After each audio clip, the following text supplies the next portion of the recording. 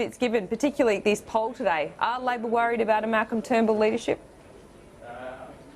Well, I concede that Malcolm Turnbull is never going to be as unpopular as Tony Abbott. That's a given. That would be a fairly significant achievement, but it's a government in which the divisions run deep. We see signs of that today by way of cabinet leaks already. Malcolm Turnbull has already walked away from some very significant beliefs he's held for all of his adult life, issues like climate change. And of course, Malcolm is hardly a guy that's walked on water in the past. I was here, of course, in 2008, 2009 when he led the party.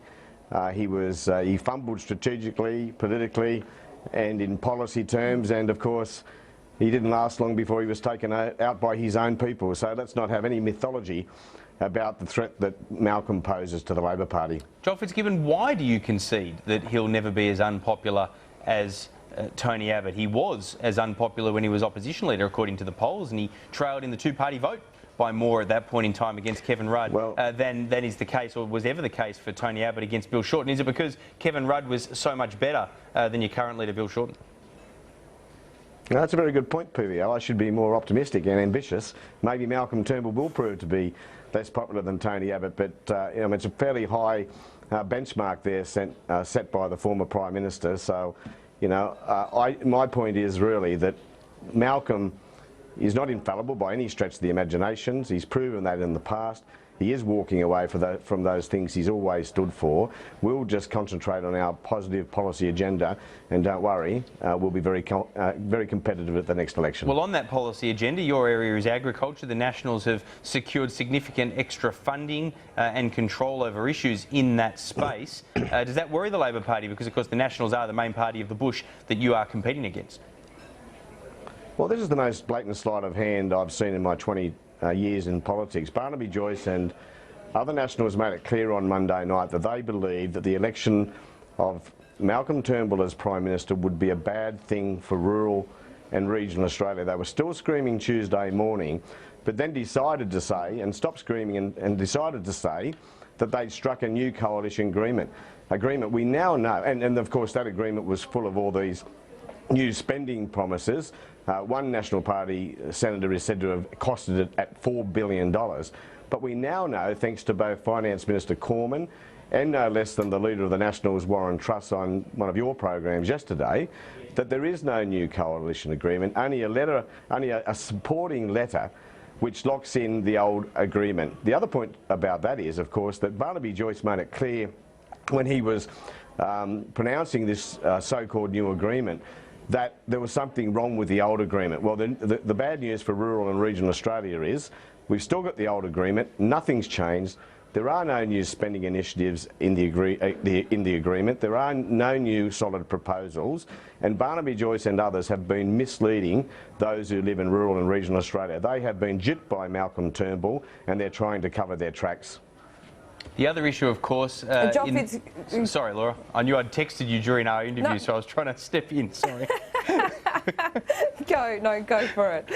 Quick question for you, Joel Fitzgibbon, as a follow-up, though. OK, we've got this first poll. Laura Jayes made the excellent point when her and I were talking that this poll was only done on the Tuesday when it was a complete kerfuffle, and it was still 50-50.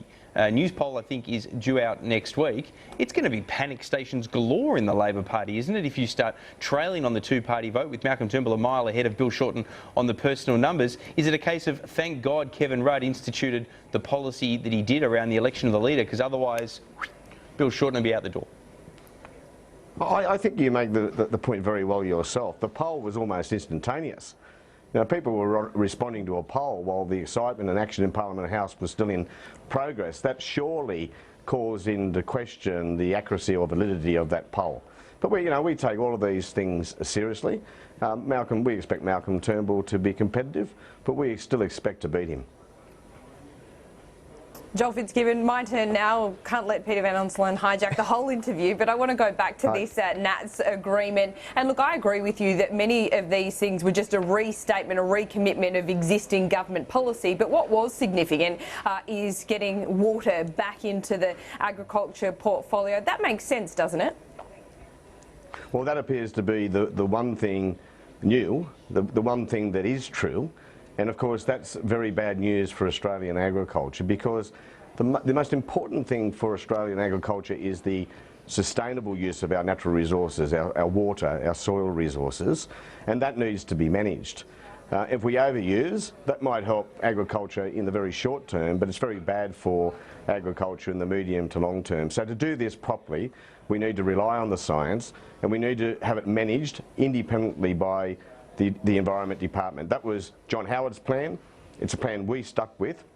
It's a plan Malcolm Turnbull led as Minister for Water in government, and it's a plan and a process which should remain in place. It's the one thing Malcolm Turnbull has given up, although I do note that, of course, the Murray-Darling Basin policy progress or reforms are pretty much done and dusted, pretty much completed last week when we agreed to the cap on buybacks. So there's not much to be done on the Murray-Darling Basin. What Malcolm Turnbull hasn't yet done is explained whether Barnaby Joyce is now simply has responsibility for the Murray-Darling Basin, or whether he has responsibility for water more generally.